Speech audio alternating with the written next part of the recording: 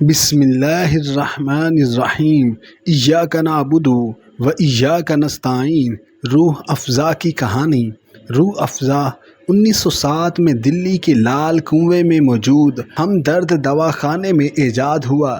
اس کے ایجاد کی کہانی یہ ہے۔ پیلی بھیت میں ہیدہ ہونے والے حافظ مجید صاحب دلی میں آ کر بس گئے اور یہاں حکیم اجمل خاں کے مشہور ہندوستانی دواخانے میں ملازم ہو گئے۔ بعد میں ملازمت چھوڑ کر اپنا ہمدرد دواخانہ کھول لیا۔ حکیم صاحب کے دواخانہ میں بننے والی سب سے پہلی دوائی حب مکوی معدہ تھی۔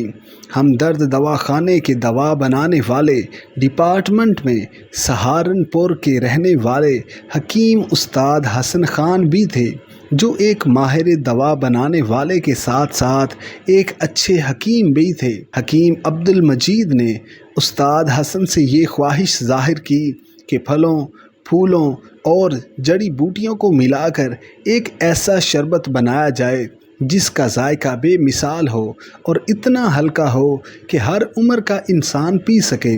استاد حسن خان نے بہت محنت کے بعد ایک شربت کا نسخہ تیار کیا، جس میں جڑی بوٹیوں میں خرفہ، منکا، کاسنی، نیلوفر، گاؤ زباں اور ہرا دھنیا، پھلوں میں سنترا، انناس، تربوز، سبزیوں میں گاجر، پالک، پودینہ، ہرا کدو اور پھولوں میں گلاب، کیوڑا، نیبو، نارنگی اور خوشبو کے لیے سلاد پتا اور سندل کو لیا گیا۔